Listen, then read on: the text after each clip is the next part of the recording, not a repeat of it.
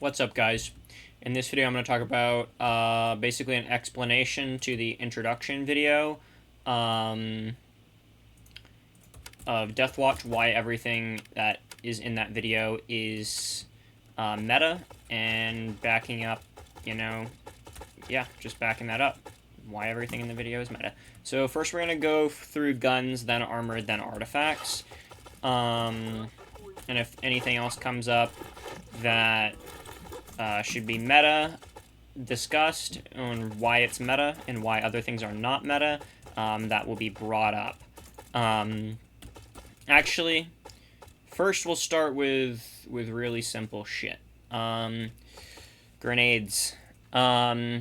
These are impact grenades. They do a fair amount of damage. They impact right on detonation, which is really useful. A lot of the times you're throwing grenades to finish people off that are self-reviving or that get to a place where are at a spot where you can't shoot them, but you can throw a grenade to hit them. For example, like if they're in one of those Rad 3 trucks in Yanov. These are useful. The other really good grenade is these. These do more damage, but they take a lot longer to detonate. Depending on the situation, these are better. Depending on the situation, the impact grenades are better. These are really good, especially in large groups. When you're pushing a group, you flash them, they can't see. All of these grenades are really good. Molotov cocktails, pretty good if enemies are camping in a specific spot. Burning, really hurts their healing effectiveness. So yeah. And then we have the Hot Jack grenades, similar to the Molotov cocktails, but a lot stronger, more expensive. Got them from the event. Those are really good. And they're limited, so you can't really use them forever, You can buy them from other people. They go for around 4 or 5K per grenade.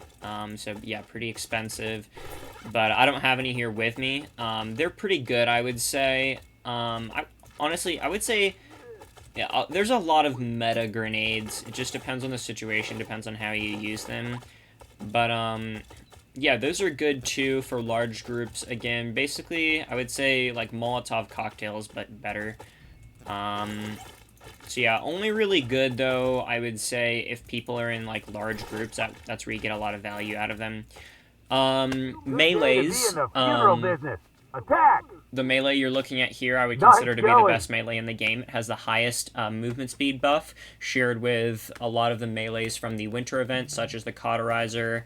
And those melees, the Cauterizer is a very good melee, but this one does the most damage out of them, and yeah, I think that is why this is the best melee. Yeah, it's a great melee, I love it, and you can have some cool combos with it, so you can single attack and then strong attack, and it's faster than doing just strong attacks, so single attack, strong attack, but spamming strong attacks is the best way to use these things, other than maybe one single strong combo. So yeah. I don't know why I'm alt-tabbing there. Alright, let's get into the guns, yeah. Or the... Yeah, the guns. Okay. Sidearms.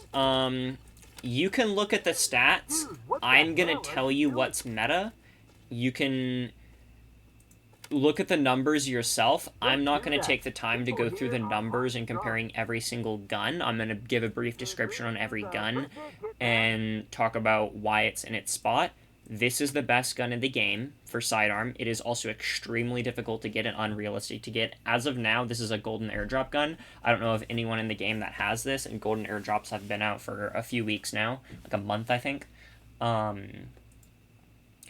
This gun is a little bit better than the RSH at long range, I feel. This is assuming you get the extended mag as well, which makes it a lot better. So first I'm going to just tell you. First best, second best. The event revolver from the last Dead Man's Marathon event is third. Fourth, Mac 10 fifth, sixth, 7th, and beyond that, I'm not even going to go that far. Yeah. So this is the best. Obviously, its damage is insane compared to everything else. But if we compare it to the RSH, which is what I have right now, I would recommend most people, this is what I recommend, right? If you don't have the Mac 10 or the event gun, if you're just a new player starting out, I don't know, just whatever you want. I don't know the earlier what's good here. I know the end game meta guns.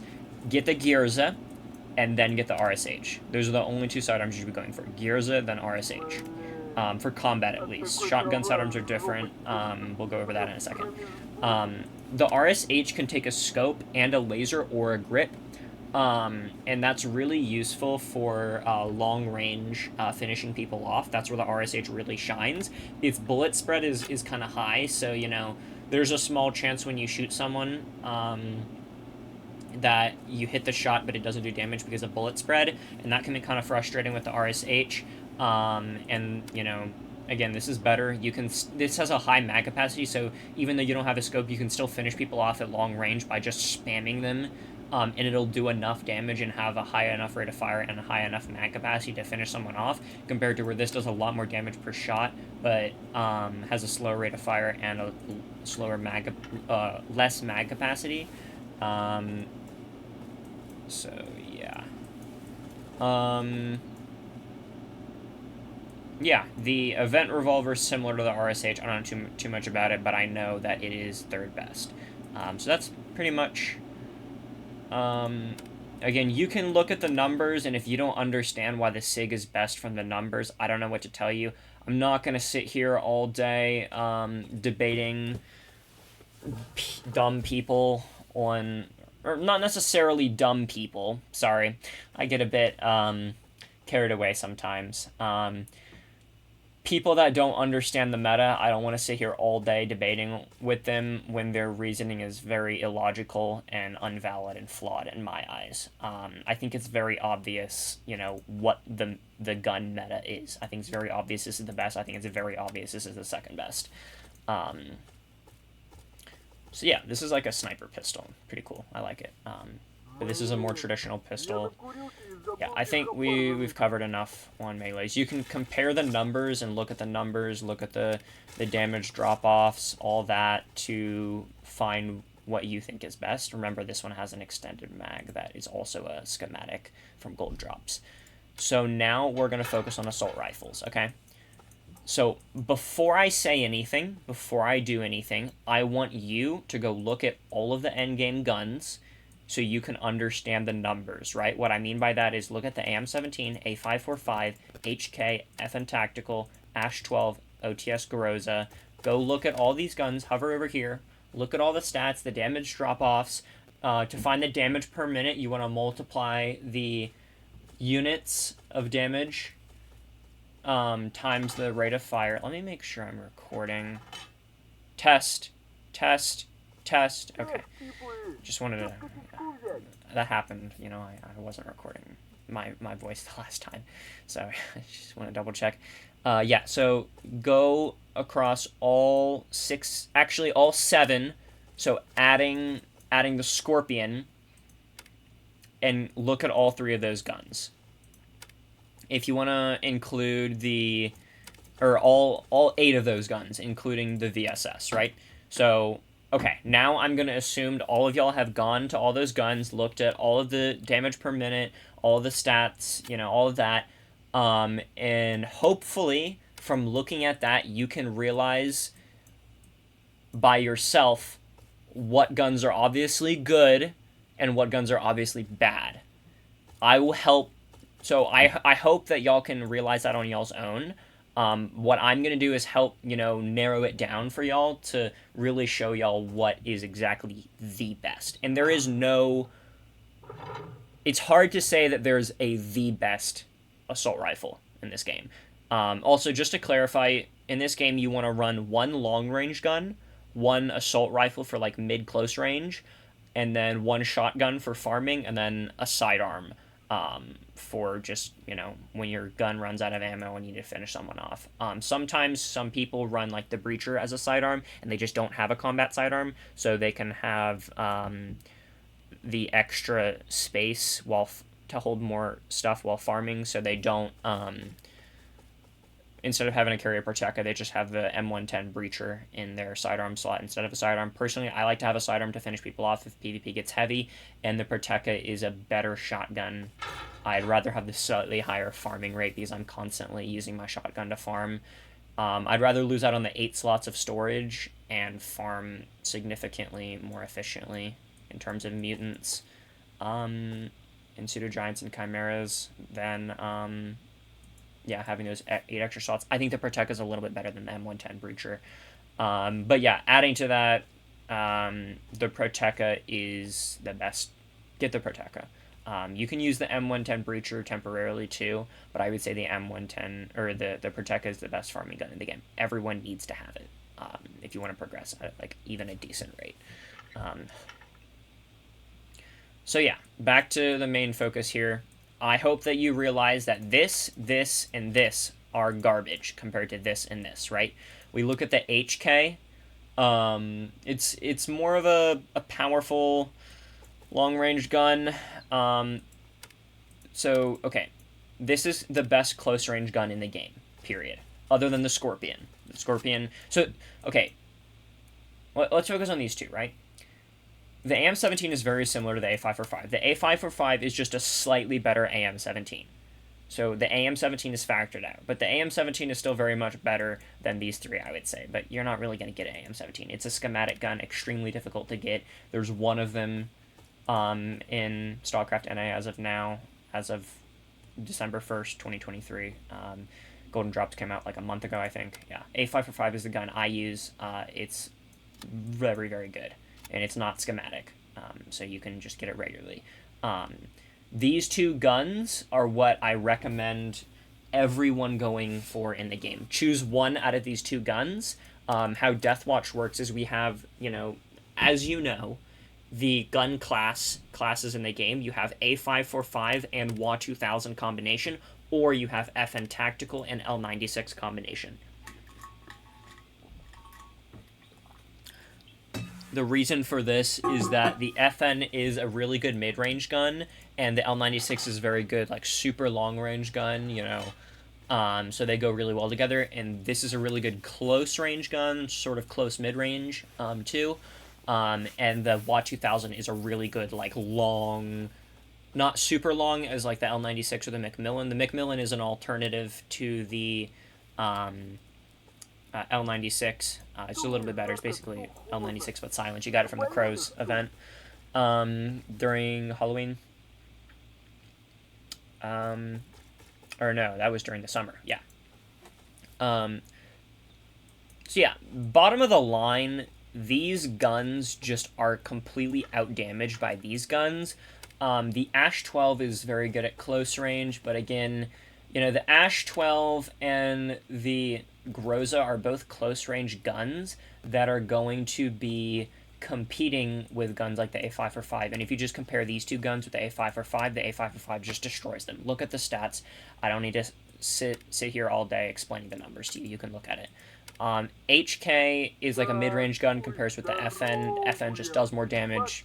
It's more accurate. It's just better in every way. Better damage at close range, better damage at long range, all that. I do have the FN, and I have the Vector, and I have the A545, and the WA 2000.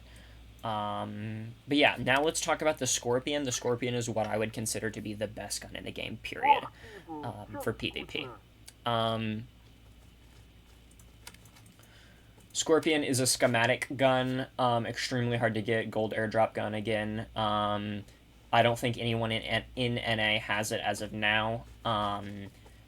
It does a tiny bit less damage than the A545 at mid-range, and it does a decent bit more damage than the A545 at close range. Think of it like this. The Scorpion Evo is basically a slightly better A545. When you get the extended drum on it, it has 50 runs of capacity instead of 60 like the A545 doesn't make that big of a difference. The extra 10 rounds is nice and useful, but it's outmatched for the Scorpion's extremely higher amount of damage, or not extremely. It does a good chunk more damage at close range. This does most damage at close range. If you run up to someone point blank with this, it's going to be like insta killing them practically. It does so much DPS.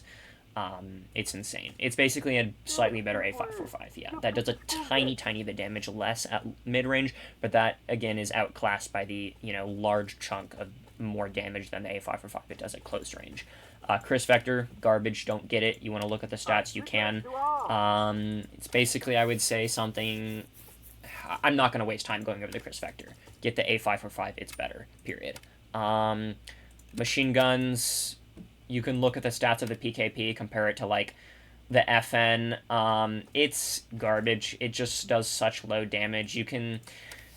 It's not worth having the extra 40 round mag capacity for such low damage that it does, comparing it to the FN. It's just really not. Everyone in the game pretty much knows the PKP's garbage.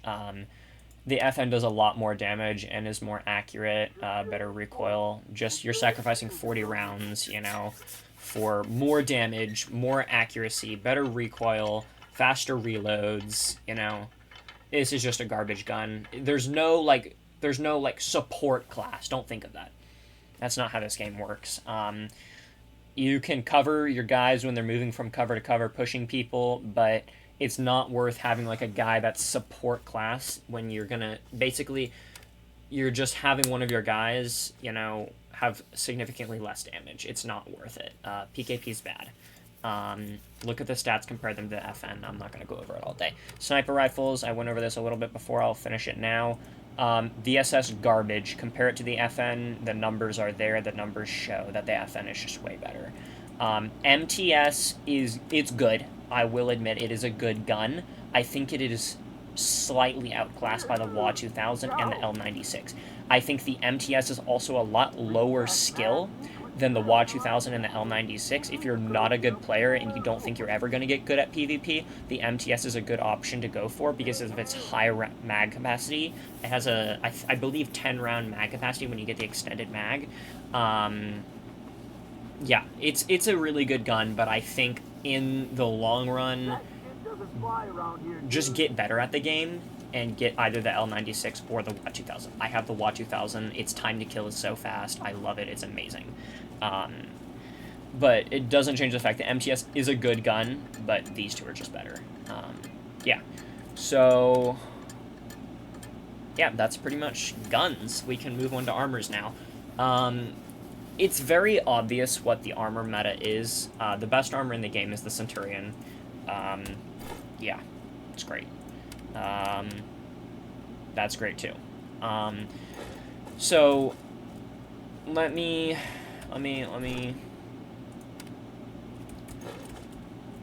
so let's talk about let's talk about the Chieftain. The Chieftain is meta in the form of it is slow, but it has the most health in the game. I also heard that it's getting buffed. In my opinion, the Chieftain does not need to... The clan tanky armor, I should say. Each sub-faction has their own version of the tanky armor. The Covenants is the Apostle. I don't remember the names of the other ones. But yeah, it is a must-have in, like, clan wars, situations where you're going to be holding down defending points where you don't need to move that much. You just need to tank and hold health. And have a lot of health. Having the enemies focus on you being in tank armor rather than your teammates in a Centurion is really good. And it is very useful to have, like, a small portion of your group, maybe 30% of your guys in Chieftain and the rest in Centurion. I think that's very useful. And then, yeah, so before I get into the main, core of the armor meta, I want to talk about a few other, obscure... Okay, so now combo. The scat... So, Raps H6 Nomad is garbage, right? Do not ever get that. That is a horrible armor. The scat 10 is good only for specific purposes, same with the hounds. I'll get to the hounds in a second. The scat 10 is useful for clan wars when you need people that go into the Bio 3 zones in Clan Wars. To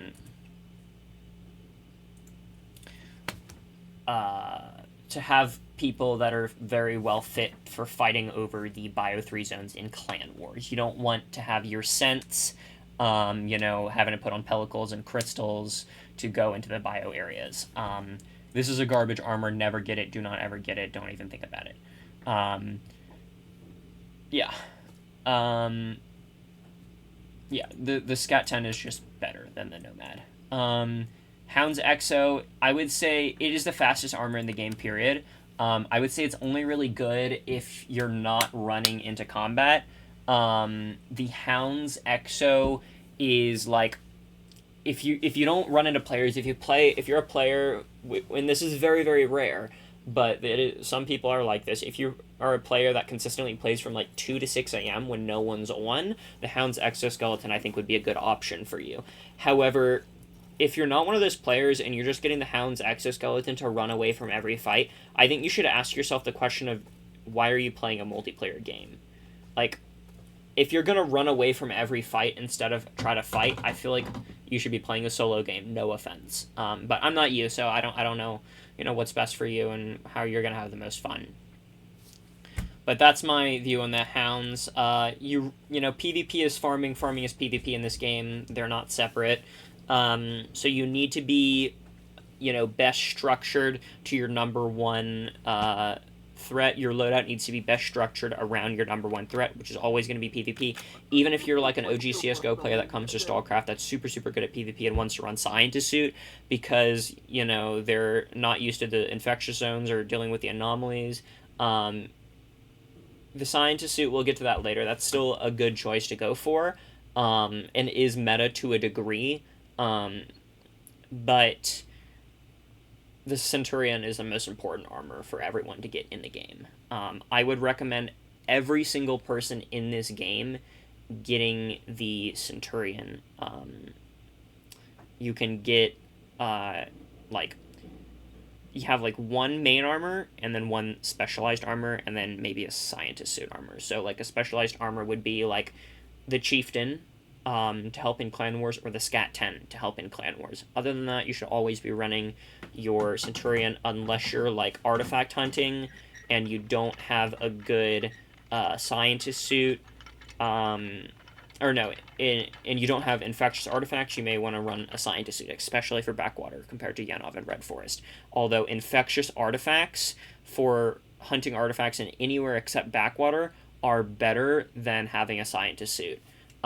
Because the reason behind that is, again, you want to be best built to your number one threat, which is PvP, and you're going to be running into combat way more often in non-infectious zones than in infectious zones. And a Scientist Suit is going to be more powerful in PvP in infectious zones than a combat with infectious artifacts on in infectious zones, because your vitality is going to be so low with all those infectious artifacts with a combat suit in infectious zones. However, it's more important that you're more powerful in PvP in the non-infectious zones, because that's where PvP vastly majority happens often.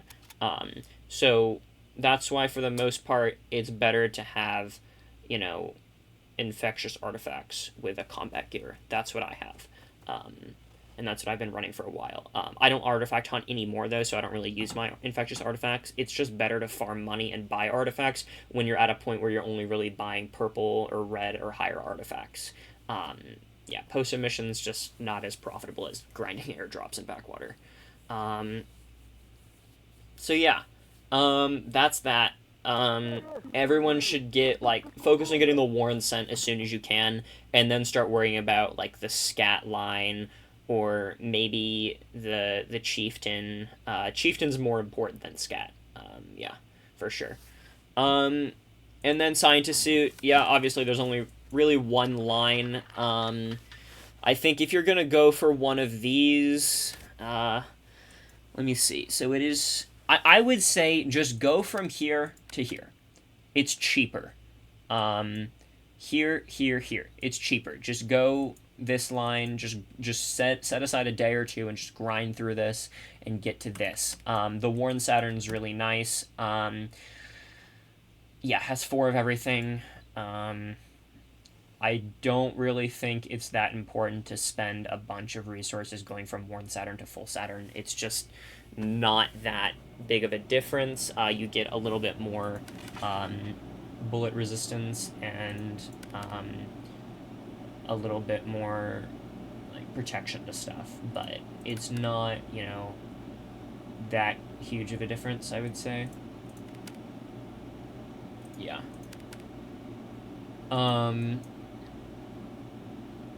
So okay, now I want to talk about the Atlas armor. So there's a Le Mans quest in the game, what I would consider to be like the longest, grindiest, hardest quest in the game, other than maybe like the main story. And I did it. So there's 3 parts to this quest, right? There's the first part where you get just a bunch of like good consumables and ammo and stuff, really good. That's not really that important. The second part is the reason I did this quest. You get an item that will instantly +9 any gun or armor. That is really important to go for. I highly recommend everyone grind that part of the quest. And then once you're already at that point, I think it could be a good choice to, instead of going for one of the armors in this scientist suit line, to just go to that final stage of the quest where you get the Atlas scientist suit armor, which is a really good scientist suit armor. It's in between the damage and the worn Saturn. So take that as you will. If you want to do that, you can do that, or you can go for the worn Saturn. Both are good choices. Personally, the scientist suit is really important, so you can start getting to the level 4 areas for to do your weekly quests for Anomalous Serum. Personally, I would not go down the scientist suit line at all. I would just do the what is it? I would get infectious artifacts, and eventually get the Atlas, or just get enough infectious artifacts to use with this Centurion. That's what I did, and yeah, that's pretty ideal. That it really is the best way to do it, I would say. But you can also go for the Atlas. So best I would say is get infectious artifacts with the Centurion. Second is go do the whole entire Le Mans quest to get the Atlas, and then use some very minor infectious artifacts like low-rolled cheap crystals with the Atlas, or you can go for the Warren Saturn, which is the worst option out of the chunk. Yeah, if you're someone who's going to be post-emission farming a lot, I think going down the scientist suit barter line is the best option. But again, I think overall, again, it's better to just farm airdrops and backwater. That's the best way to make money in the game. So yeah, you can look at the stats yourselves on all these armors so you understand why I'm right about what I'm saying about the meta. But yeah, that's pretty much the armor meta. Yep. Okay. There is a mercenary speed armor. I don't have the stats on it right now.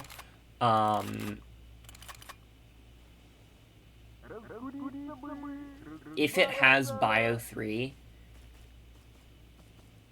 Actually, I'll just put that at the end of this video. I'll get the stats and then compare that. But I've looked at it before and I remember it's not really meta. I'm going to double check though just to be sure and put that at the end of this video. Okay, now the longest part of this. Artifacts. So, oh boy, here we go. So,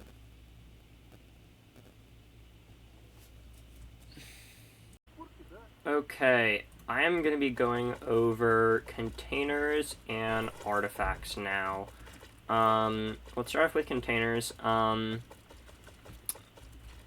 So,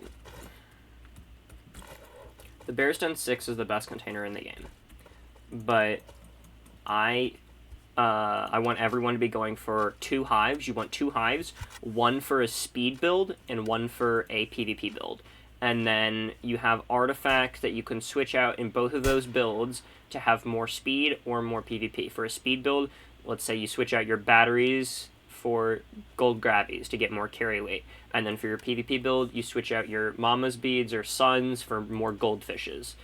You can also do gold gravies for a PvP build, but generally what I do is, okay, so like I'm fighting, right? Let's say I have my PvP build on with 3 goldfishes. These are pretty high tier goldfishes. And I'm going to get better ones soon. By the end of like this month, I'll have 2 golds and 2 reds, all plus 15. And that'll probably put my carry weight at maybe like 110 for PvP build. But a lot of times, my speed build can carry way more, right? So look at this, and then that's how much my carry weight build can handle. Plus Soda, Herc, and Atlas, or just plus Herc and Atlas, that'll be even more. So yeah. Yeah, keep that in mind. So yeah, the hive, you use this with the chieftain and the centurion. Everyone needs a centurion, so I recommend everyone getting 2 hives first. If you're gonna be someone that runs scat or scientist suit a lot, then you can go for 2 bears and 6s after the 2 hives, but 2 hives first are more important. And I recommend you go KZS, go all this line, and then go to Forager and then Hive. Because the Forager over the Cocoon is slightly cheaper, but it's only a little bit cheaper, and I feel like, you know, farming 2 Foragers for 2 Hives, you know, this is Forced Lemansk, but you use Lemansk for this, right? You use Lemansk for this, and then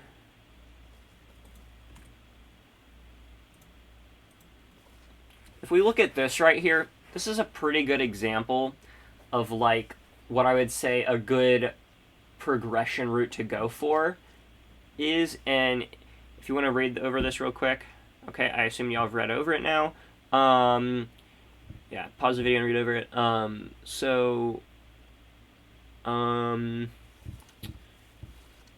Okay, so you get the Proteka, do the Atlas questline to get the Atlas Scientist suit. I don't think infectious artifacts are as good as they used to be. Let me add that.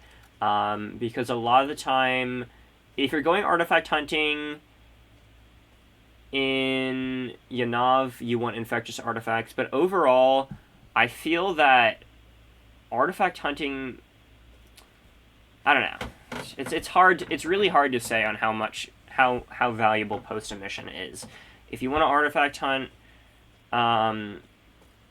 definitely for Yanav you want infectious artifacts. For Backwater, I think having Centurions with infectious artifacts, but also having 1 or 2 scientist suit guys is best. Because in Backwater there's a good bit of areas you can only get to with a scientist suit, but in Yanov you can get everywhere with infectious artifacts and Centurion. Whether that's damaged, whether that's Legionnaire, Damaged Centurion, Worn Centurion, or Full Centurion. All the same infections. All pretty close, at least. Yeah. Yeah, pretty much the same. So, yeah, the 2 Foragers. So, like, Proteka, you can do that with North while you're farming your 2 Foragers with Lemansk. A big point is you want to focus on having something that you can farm in Lemansk and something you can farm in North/Backwater at the same time. Because when Lemansk is hot, you want to go farm North, and when North and Backwater are high, you want to go farm Lemansk. So focusing on like Lemansk with your Foragers, and then like the Gierza and the Proteka and the long range gun, focusing on that with like North, that's going to be a good focus. And then if you don't have a KZS 5 yet, you could Never mind about that last part. Yeah, never mind. You're doing the Foragers, yeah. With Lemansk. And maybe even you can start farming for this if you're still farming your 2 Foragers. So yeah, that is container meta, yeah. I'm going to be farming 2 Bears and 6s to use with the Albatross Stormtrooper when it comes out, but until then, I don't need Bears and 6s. I don't artifact hunt. I just farm airdrops. That's the best way to make money, as I've said.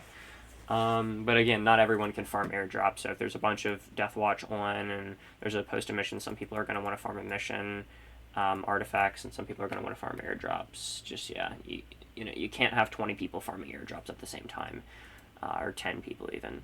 It just doesn't really work. There's not enough.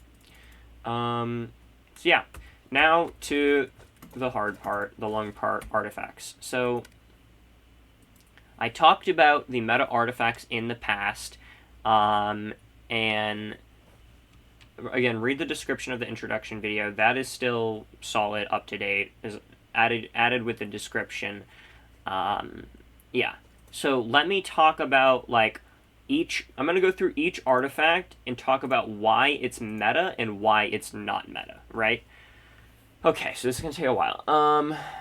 If you don't want to listen to this and you just want to trust me and trust that I know the meta, I would recommend doing that. This video is mainly for the people that think the things in the intro video are not meta. This is for them to watch so they can understand why it's important to go meta and why the things in the intro video are meta. Yeah. Electrocrystal, this is a solid infectious artifact. It is a minor infectious artifact, not a major infectious artifact. So it is half as effective as a Moonlight. These are, I would say, meta infectious artifacts. They can be useful for getting into Psi. Sparkler, it's like a temporary non-meta artifact. It gives you very low buffs. So in terms of speed artifacts, we're going to be comparing to 4 to 6 main artifacts, right? There's meta artifacts that are like the Battery, Bracelet, Gold Gravy, and Whirlwind. Whirlwinds are basically batteries, but a little bit better. Yeah, so Sparkler, this is a temporary artifact. As you can look here, so the stamina's pretty low, the movement speed's pretty low. This gives you stamina and movement speed. Let's compare it to something such as a battery, right? This gives you more movement speed, and it can roll stamina. But if you want an artifact that gives you like stamina regen, movement speed, a Snowflake is a really good option to use. If you're like a temporary speed artifact, Snowflake is probably your best option. It's like, okay, let me see. It gives a tiny bit less movement speed than the battery, but it gives stamina regeneration, and that's a big deal. But when you're at a point like me, where if you look at my artifacts right now, I can infinitely sprint jump. I know it doesn't show it right now, but when I have like my buffs popped, I can infinitely sprint jump. So when you get to that end game point, you're not really focused on stamina and stamina regen. You're focused on just speed, pure speed. Because once you get good enough speed artifacts, you're just going to be able to have infinite stamina. Infinite sprint jump, yeah. So yeah, that's Sparkler for you. Flare is the exact same situation as the Sparkler. They're very similar artifacts. The Flare just seems to be a little bit better than the Sparkler. Yeah, it's basically a slightly better Sparkler. Battery is a substitute for the Whirlwind. Again, you know, the best speed build with the Hive that you're going to find is like, I said it in the intro video, Whirlwinds, Bracelets, Battery, or Helium, yeah. Snowflake, we talked about that. It's a good artifact, for sure. Almost as good as the Battery. It's like almost meta, like very close to meta, just barely not meta, I would say. Just when you get at the very end, you know, having that tiny bit extra speed for a big loss in stamina regen is worth it, because if you can already infinitely sprint jump, you don't really need the stamina regen. You would rather have the extra movement speed. Shell, meta thermal artifact, very good. Or meta infectious thermal artifact. Disintegrator, garbage, honestly. I mean, it can be useful temporarily for, it's basically a slightly worse transformer, right? Okay, I don't want to say it's garbage. It's not garbage. I overreacted a bit there. Reaction to electricity, don't worry about that. Psi emission resistance, don't worry about that. It doesn't really help at all, really. Psi emissions, this is going to be like a counter artifact that you can use in your build. Let's say you're running like 2 goldfishes, and with 2 goldfishes, you get Psi. If you run this, it'll still take away that Psi. So you can run like a disintegrator, so you can run the 2 goldfishes, for example. The same thing for the transformer, but the transformer is just a little bit more expensive, but a little bit better. If we want to look at the transformer real quick, where the fuck is it? transformer, transformer, transformer. I know I'm so good at making videos. Yeah, I know. Thank you, thank you, thank you. I'm so organized. Oh, where the fuck is the transformer? I've definitely passed it up by now. I'm blind. I'm very much blind. Wait, am I recording my voice? Testing, testing, okay, good.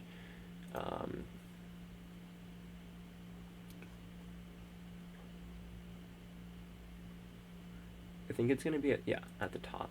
So this gives you carry weight, and it gives you a lot of psi emission resistance, and it also gives you bio. It's not really used for bio.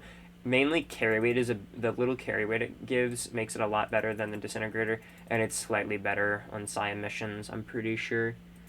Yeah, it gives you a... Let's see.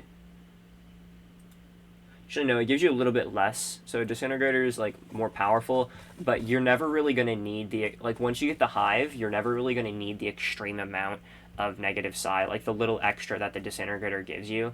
You know, a transformer is enough, and you get the carry weight with the transformer. That's why the transformer is a little bit better, but it's a lot more expensive than a disintegrator, so keep that in mind. But that's kind of how in-game works, you know, you go for the most expensive things because of the best. The helium, it's like a bracelet, but a little bit worse, I would say. It's a very good speed artifact, and I think the helium is very... I would say it's a meta artifact for speed. It's in a weird spot though, because it's like meta in a way while also being not meta. It's like, out of all the meta speed artifacts, I would say it's the worst, but it's an extremely good speed artifact. I use one just because I found one and I decided to keep it, but I'm eventually going to want to switch this out with a bracelet, so I'm going to have 2 batteries, 2 bracelets, and a gold gravity. And I'd eventually like to switch these batteries out with whirlwinds, but whirlwinds are insanely fucking rare and expensive. There's a red one that went for 110 mil, so yeah. And you know me going for red and higher artifacts, pretty much.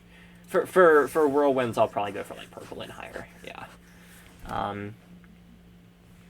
Yeah, as you know, I have a green heal, so...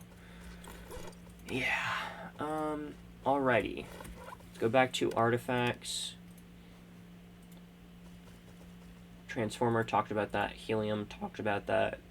Yeah, the helium is, if you want a review on the helium, I talked about it a good bit in the original intro video. Yeah, just basically, like, if you have, you know, a gold gravity and 2 whirlwinds, and then 2 bracelets, that's what you want. That's really good. That's like ideal speed build. If for some reason you don't need the gold gravity for carry weight, you could run either a battery or a helium, depending on if you need the extra stamina from the helium to infinitely sprint jump instead of the battery. But for the most part, the battery, I'm like 95% sure the battery should be enough to give you infinite sprint regen. A lot of, like 99.9% of y'all aren't even at that point where you have that many, you know, high tier artifacts. Spiral, this is a very controversial one. So yeah, helium, okay, helium is good, don't get me wrong. It's not what I would consider to be... It's hard to say if it's meta. It's like right in between being extremely good without being meta, while also being meta. It's similar to the Snowflake. It's a slightly better Snowflake, you know? Gives you the same speed, just a lot more stamina regen. So yeah. Yeah, alright. Spiral. So, Spiral is a very controversial artifact. It is not meta. Period. It is a good artifact that can temporarily be really useful. Temporarily running like a white or green, maybe blue spiral. Probably not blue. I wouldn't blow like 1 mil on a blue spiral. It's just not worth it. So the spiral is not meta because look, it gives you movement speed, it gives you carry weight, and it gives you healing effectiveness. Those are all meta things. But the reason why it's not meta is the spiral is a weak artifact. It doesn't give you enough of those attributes to make it worth it, right? Combo in this game has pretty much always been bad, and that includes when it comes to artifacts. So, movement speed, it doesn't give as much as a bracelet, doesn't give as much as a battery, doesn't give as much as a whirlwind. It's going to be outclassed by those artifacts. Carry weight, it doesn't give nearly as much as a gold gravity, doesn't give nearly as much as a goldfish. It's going to be outclassed by those artifacts. And then healing effectiveness, do I even have to go there? Mama's beads heal. Yeah. Look at it like this. If you want spirals for speed, compare... So let's say you want a speed, carry weight, and healing effectiveness build. That's a pretty decent build to go for. It's not the best, but it's decent. So let's say you want to go for speed, healing effectiveness, carry weight, and you run 3 spirals. Now let's compare that to the alternative, which would be running, the best, one of each of the best speed artifacts, healing effectiveness artifacts, and carry weight artifacts. So let's compare running 3 spirals compared to running 1 bracelet, 1 gold gravy, and 1 mama's beads. You go put that in stall calc, and you will realize that the stats of running a bracelet, a mama's beads, and a gold gravy are way better than running 3 spirals. So I think I've explained it good enough. You should have a good idea now on why spirals are not meta. It's just a slightly worse gold gravy if you think about it. Yeah.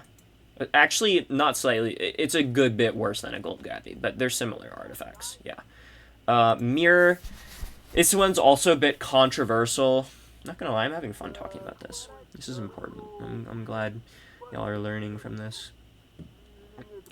Okay. Mirror is not really a meta artifact, I would say. You're not really gonna run into areas where you have Psi and Rad. It's pretty rare, at least areas that you need to get to. Think of this, right? The mirror is basically a electrocrystal and regular crystal combined. So you don't really have the strength of like a moonlight.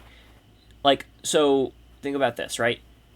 2 mirrors would be equivalent to 1 moonlight and 1 shell. The mirror is like a combo infectious artifact. It's not really good in my opinion. Some people run it because that's what they have, but it's generally better to not, if you run mirrors, you have to run more infectious artifacts to get into the certain zones, right? Let's say you need to get into Rad 4.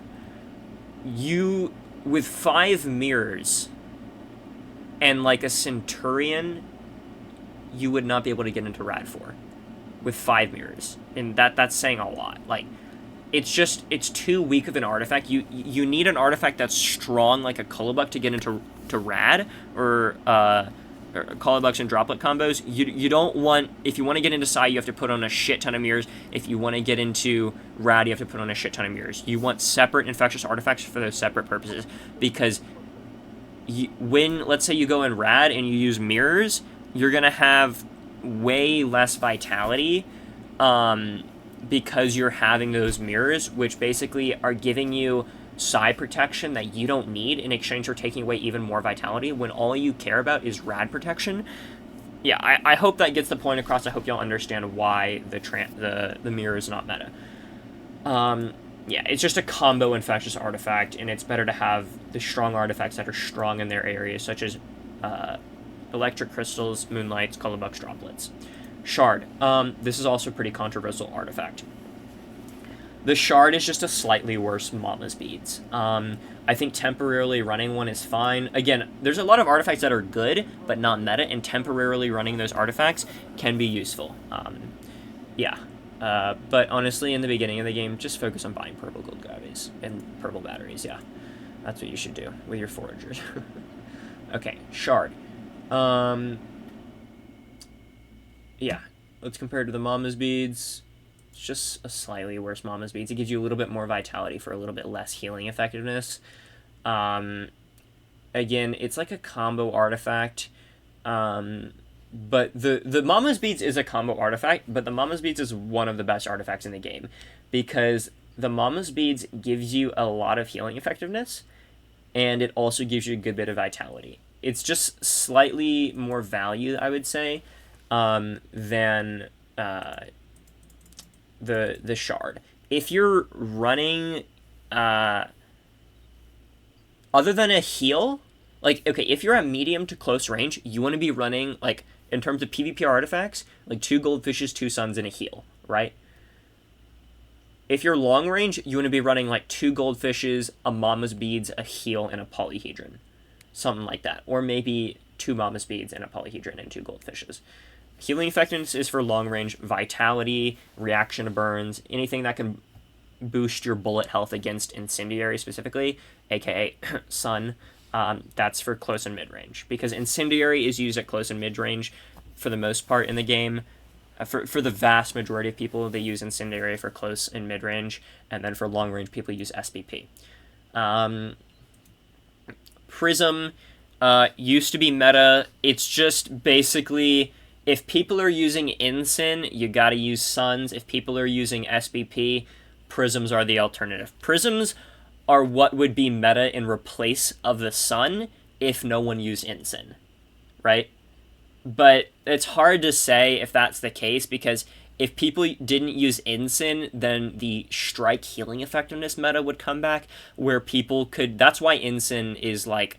That's why people use Incin, because to a degree, that's one of the reasons. Like, if you get a build that is 5 Mama's Beads, a Proto Jellyfish with like a Bear Sun 6, or just 5 Mama's Beads with vodka with a hive, and you use a strike, like, the healing effectiveness is insane. You can be drilled in the head by someone, and just, like, you might even be able to, like, out-heal, like, an FN. Just, like, that's how fucking broken healing effectiveness is. But, again, it's not really meta right now unless you're at long range because of the Incin. You know, Incin just destroys healing effectiveness. So Prism is basically not really meta right now. Think of it as a slightly worse Sun as of now. Yeah. Atom...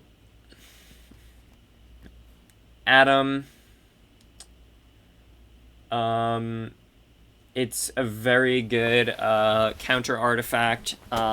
Maybe temporarily using one in a build for like a white or green one, temporarily using it, but in the end game, you're not gonna be... the meta artifact builds in the end game are built around having a variety of artifacts. It's so, like, instead of running like a transformer and 4 bracelets, which you couldn't do, you would have to run like 2 transformers and 4 bracelets and like a Bear Sun 6. But the meta artifact builds that I've like created that I know are the best are built around the idea that you use a variety of artifacts. When I say a variety, I mean different artifacts that give different negative infection. Radiation is kind of an exception to that, because you can use vodka to basically... Vodka, in my opinion, needs to be nerfed. It's an overpowered item. It just makes radiation completely ignorable with a hive. You can run 5 gold gravies, 5 Mama's Beads, and just ignore the radiation if you pop vodka. And yeah, that's how I make it out with like fucking 1 mil airdrop runs with like a row and a half of SBP plus a full inventory of sellables and shit, because I can run 5 gold gravies with vodka in a hive. So yeah, it's just not worth having this take up an extra slot when you can have a variety of artifacts that give different infections, so you can balance it out, you know? You know, like this. I have a few different, you know, negative infections. I have psi, I have temperature, I have radiation. Yeah, so that's kind of how this works, you know? You don't... It's not worth having all the same type of artifacts, even if they're good, and then it's not worth giving up a whole entire artifact slot for an atom just because you want all of the best artifacts. It's better to run a variety of, like, the artifacts, right? You know? You want, like, batteries, whirlwinds, bracelets, goldfish, gold gravies for speed build. You don't want all bracelets, even though the bracelet is by far the best speed artifact in the game. So yeah, that's Adam for you. All right. Next group, Thermal. Crystal, meta infectious artifact. Yeah, period. Don't really need to talk much more about that. Fireball,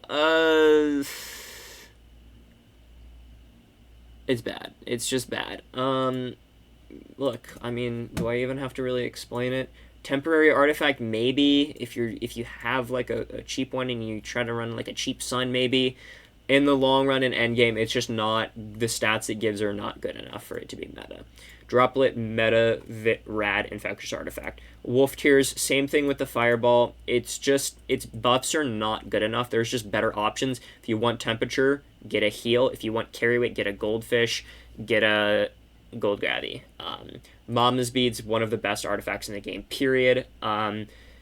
Very useful for long range. As of now, I'm saving up 70 mil to buy a red Mama's Beads. Not even close. So that'll be a good month or two of grinding. But yeah. Very good artifact. Vitality. It gives you a little bit of vitality, gives you a little bit of healing effectiveness, and it gives stamina. Like, really, really good. Super good artifact. The healing effectiveness is huge. This is a very good long-ranged artifact. It's also good at, like, close range in a way, though. Like, healing effectiveness is kind of useful at close range. It's not as good as a sun, but having, like, if you don't have a heal and you want to run, like, 2 goldfishes, a Mama's Beads, a sun, or maybe, like, yeah, honestly, like, 3 goldfishes, a sun, and a Mama's Beads, that's what I do right now. Because I don't have my heal high enough level, I need to upgrade it so I can start using 2 suns to heal and 2 goldfishes. I don't have my heal upgraded enough. It hasn't rolled temperature yet. So yeah, good temporary artifact, has some small buffs, just not as strong as like a sun in the long run. Same with goldfish, where it doesn't give carry weight, so I think it's better to compare it to like a sun. Yeah, it's just not as strong. Flame, health regeneration in this game is garbage. Bleeding, so here's the thing with bleeding, right? I don't know if y'all know what the item called a Strixen is, but a Strixen you can get for fairly cheap, and it basically makes bleeding, like, ignorable. A Strixen is a really good anti-bleeding med that you can use, and it's better to have that. That's basic. Think of it like this. A Strixen is having, like, just an extra bleeding artifact on you, like, negative bleeding artifact on you, without having to take it taken up a slot. A Strixen's really good. I use it for Clan Wars and, like, Golden Drops main stuff. I mean, I have a lot of Astrixen. That's all Astrixen right there.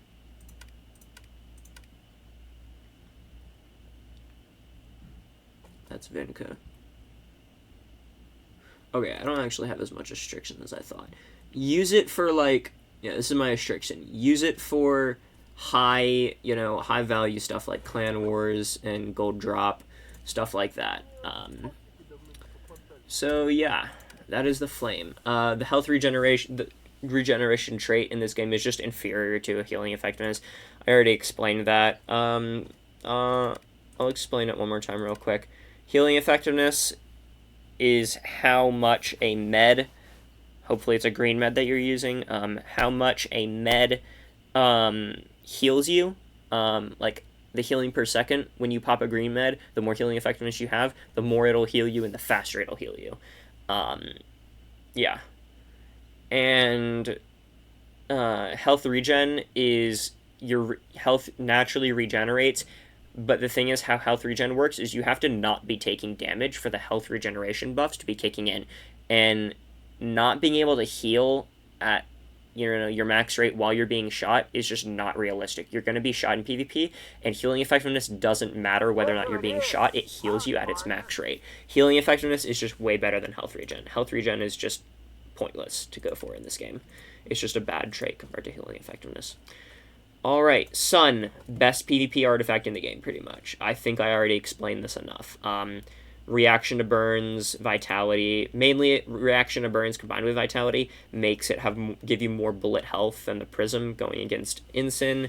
The extra bleeding is nice as well, and it gives you stamina regeneration.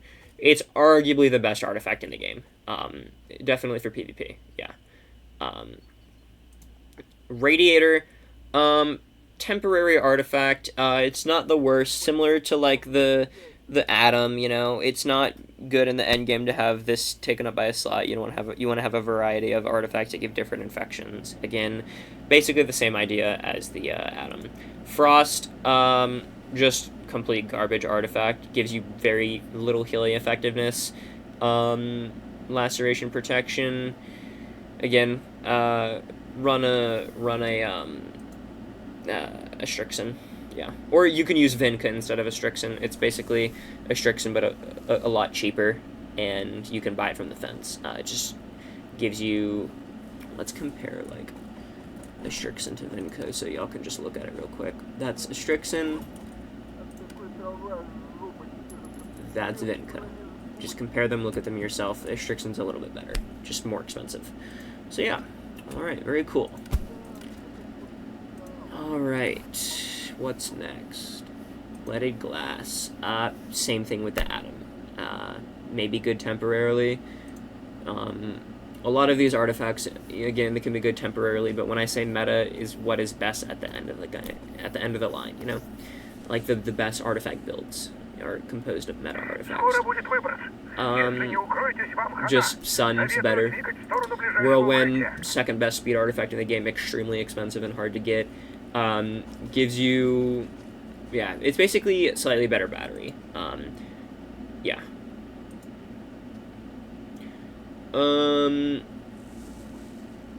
Just Sun's better, yeah.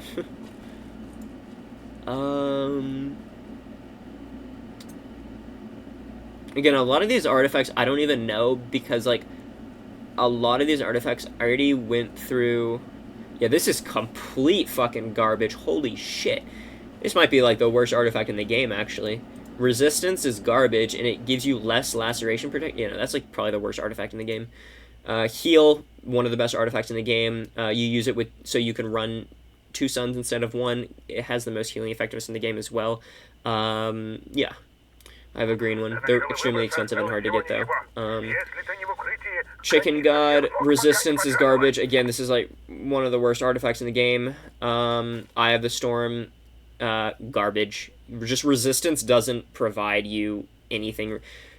Okay, so how resistance, protection, and regular just number works is regular number is for like artifact builds, a counter artifact, So if you have like goldfishes and then you have like an Atom that gives you negative just regular number psi, that takes away the psi from your artifact build. Resistance is like if you have 100% resistance, you don't really take as much damage to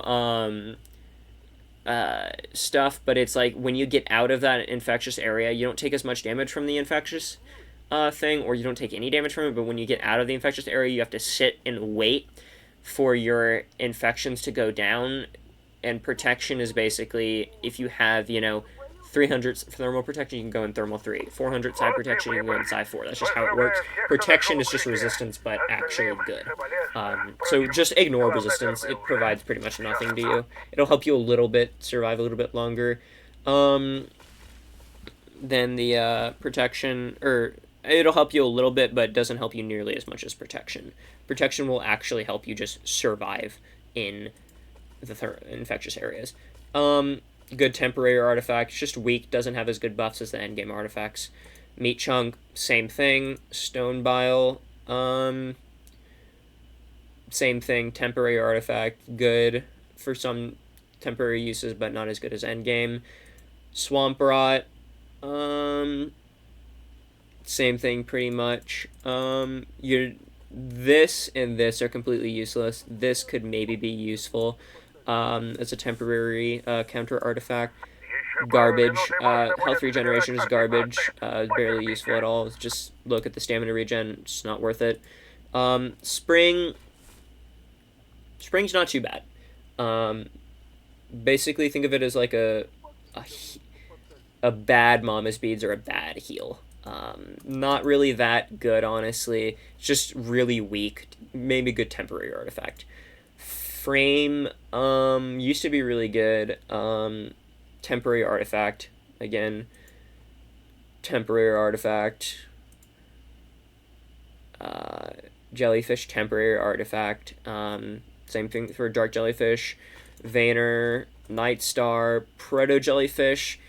It's similar to an atom. I have a red one that I'm keeping just if like the meta changes away from like mama's beads or away from incendiary ammo. I would run like with Albatross Stormtrooper Bears Den 6, I would run 5 mama's beads and a proto jellyfish with vodka.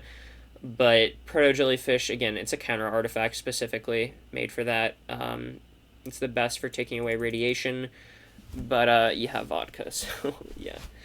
Maybe good temporary artifact though. Bracelet, best speed artifact in the game. We don't really need to talk about that. Quirk, not that good temporary artifact. The jellyfish and the dark jellyfish and the Vayner, let me add, like, those are some decent, PvP temporary artifacts. Yeah. Quirk, pretty much garbage. Gravy, think of it as like a gold gravy, but bad. Yeah, it's just bad. Temporary artifact, I guess. Goldfish, one of the best PvP artifacts in the game. My favorite artifact. I love this. I have a 150% gold one that I bought for 8 mil, which is probably the best deal in StarCraft NA history. That should have been like hundreds of mil. I don't know how that guy sold that to me for so cheap. Gold Gravy, arguably the best artifact in the game. The most important artifact for you to get as a new early player. Grind money. You can get like I wouldn't get blue gold gravies. I would get like temporary gold gravies that are like white and green until you get purples, because like farming, like you can farm like money so easily. Go to Backwater. If you can't survive Backwater and can't do well there, farm like just signals in Graveyard, or farm, if you're bandit, farm like, Army Warehouse for signals and do the proto clusters and underground machines and all that. Amberite used to be the meta carryweight artifact, but it's just outclassed by the gold gravy. Not even really good temporarily, I would say. It's a pretty fucking bad artifact in the meta right now, because it just gives you so many negatives, and you don't really want to run that. Just get a gold gravy, yeah. You don't want to have to run infectious, or counter artifacts, I should say, that early game. Cryogen, temporary,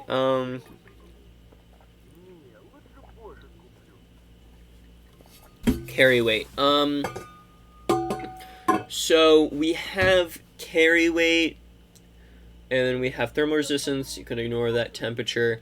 I could say this could be a good temporary artifact. Yeah.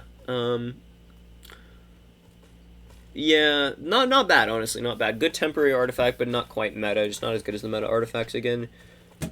Same thing for this. Not really that good. Alright, last section. Oh my god, we're almost done. Meta infectious artifact. Lollipop. Something to know about these. These are seen in the history of StarCraft as being the most useless artifact in the game. I mean, they have some use to them. I wouldn't say they're the most useless. I'd say probably like the Razor's probably the worst. Yeah. There's a player called Dylan, capital D-I-L-E-N, capital D, lowercase I-L-E-N. Mail your lollipops to him, and he will pay you money for them. That's what I do, or at least I used to. It's complicated. Dylan doesn't like me anymore, but yeah, he's a bitch. So yeah, he's in a really toxic clan called Hive. We don't need to go into that, but if you can, mail your lollipops to Dylan. He'll pay you money for them. The only time you should not do that is if you have a white maximum freshness, like you just got it, white clock circle, then you want to fission that. But anything else, if it's red circle or if it's expired, or if it's any higher rarity, you want to mail them to Dylan and he'll pay you money for them. Yeah, but not very good artifact. Maybe temporarily good, but I mean, not really. Like, this is a pretty fucking garbage artifact. Yeah. Yeah, I mean, biological infection, you don't really want that early game. You're not gonna have very good containers. Radiation, this is Reaction to laceration, it's not really that useful. It gives you, so how reaction works is it gives you, for 15 seconds, however much percent of reaction this is in vitality. So once you get bleeding, it'll give you 0.7 to 1.4% vitality for 15 seconds. Again, it's barely going to make any difference. Like that 1.1 or so percent vitality, it's really not going to make much of a difference. It's a bad artifact. Slime, what can I say? Good temporarily, I guess, maybe. Overall, a garbage artifact. Same for the slug. Micah's garbage. You can fence these for a lot of money, though.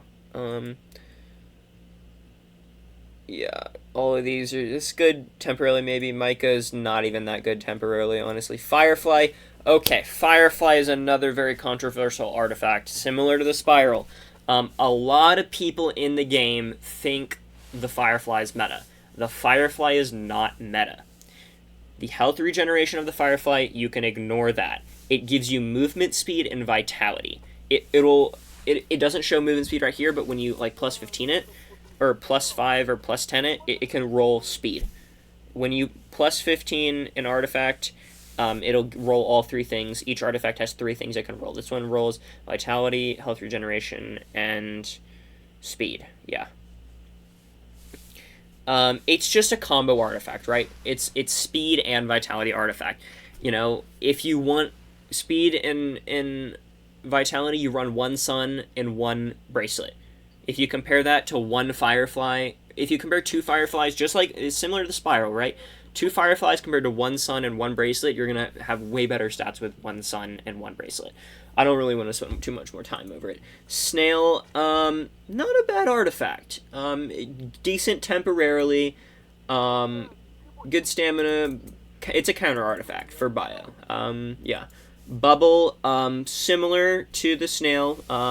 Temporary, good artifact, maybe, I think, for countering. Not the worst, but not quite meta. Pellicle, meta infectious artifact. I love the Pellicle. Polyhedron, extremely good artifact. If you're fighting any large player, like long-range engagement, you gotta have a Polyhedron. They're so useful. You can look at the stats. They're a very special, unique artifact. Thorn, temporary infectious artifact, not too bad. It provides something, at least. Not meta. Same thing for the Crystal Thorn. Urchin, similar to the Bubble, but a little bit different.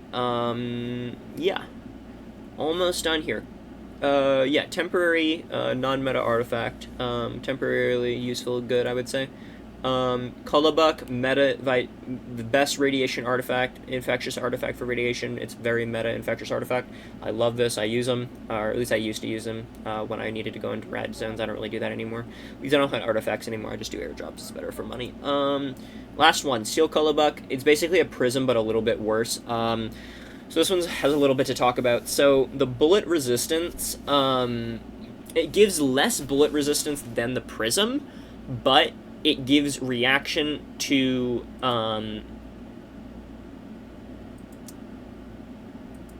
laceration.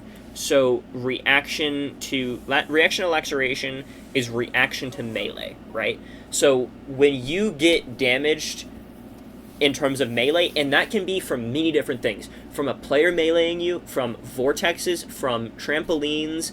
I think black holes, like if you just barely run into a black hole and then jump right out of it, I think that might also trigger this. It's not just not as good as the sun. We're gonna compare this to the sun because that's kind of a similar artifact. It's just never gonna be as good as the sun. It's a slightly worse prism. Like there's a fucking red Steel Cullabuck that went for like 7 mil. It didn't even sell. Like, yeah, it's just not a good artifact. Yeah, you sacrifice a little bit of bullet resistance for the reaction to laceration. It's just not worth it. You're not really going to get that thing activated in PvP very often, and having to... I don't even know why I'm debating on this. The sun just trumps it in every single way. Alright, we're done. Yeah. I think that's it. I don't think we need to go over anything else. I think that's all. Thank you for watching. I hope that y'all decide to go for the meta artifacts and the meta gear in the game. You have more fun if you win. It's a long conversation for another day. Thank you for watching. Have a good day.